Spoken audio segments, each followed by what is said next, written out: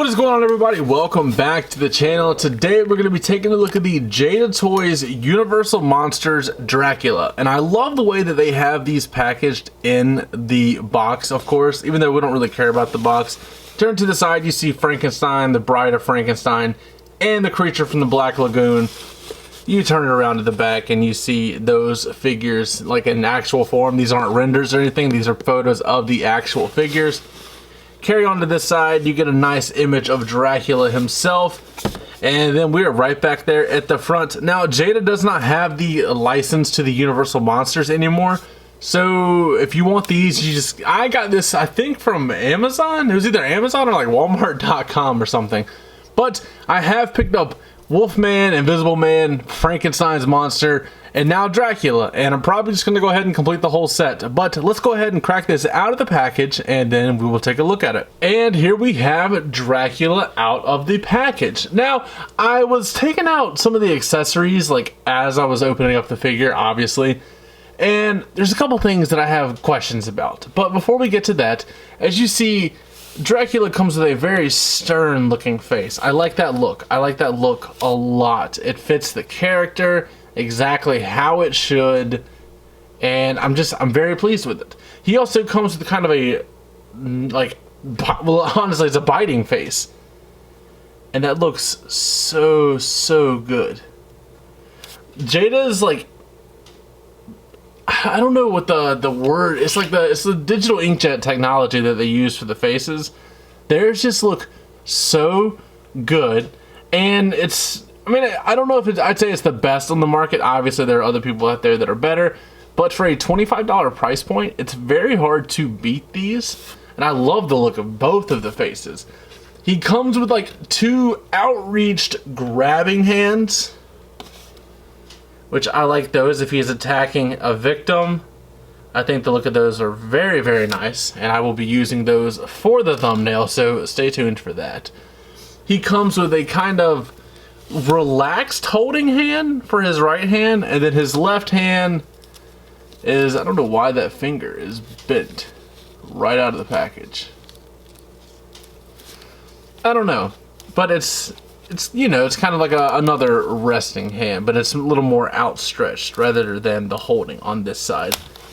As far as his other accessories go, he comes with this nice little candelabra, but it's like this, and quite frankly, I tried hooking this onto his arm. I have no idea how this is actually supposed to go, but I'm sure once you figure out how it is supposed to go, it does look pretty cool. But as far as, like, just standing it in a diorama, I mean, you got to get it balanced, of course. That's not going to work. Maybe a little bit of putty could be your friend, but if you have it just kind of balanced in the background, I'm sure it would look cool, but obviously it's just not going to balance today.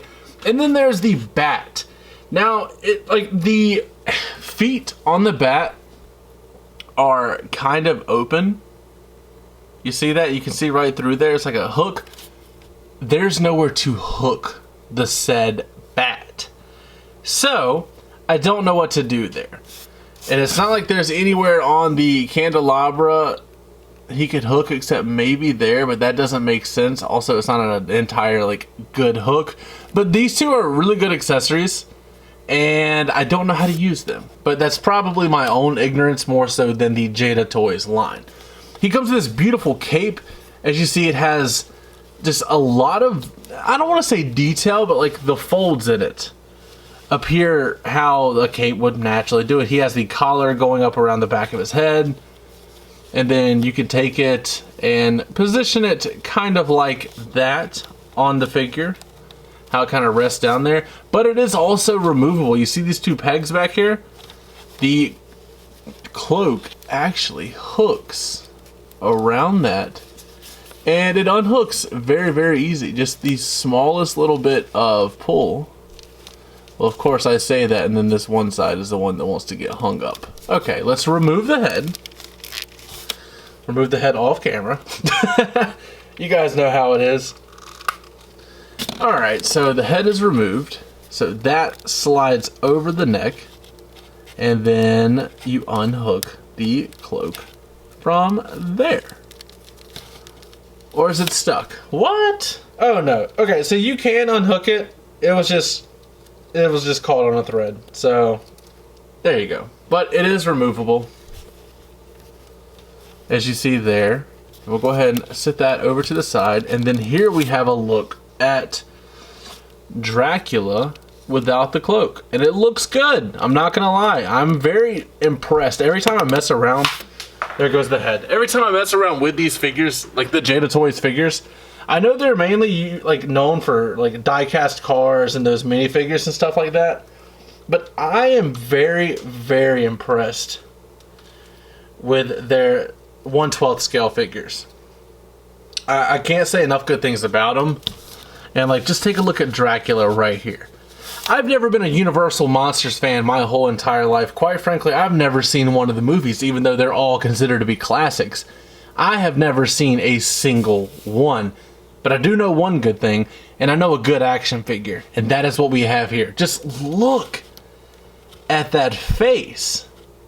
It looks so good. Like, I don't know how anybody can find anything to like bash this about. I could have got the jacket off a little smoother, but when you're dealing with like removable cloth goods, it's easy for something to get caught. You know what I mean? So it's just such a menacing figure. It has the long coat in the back, which we don't even get to see when we have the coat on, or the cloak on rather. The arms, like the articulation is great. I don't know if like Dracula's gonna be doing like backflips or anything out there, or why Dracula would even need double jointed arms, but he has them. The pegs are a little bit of an eyesore once you take the cloak off, but I mean, if you don't let it bother you that much, could the bat peg, like, okay, I could like maybe get him to peg on there, but then that just wouldn't make sense.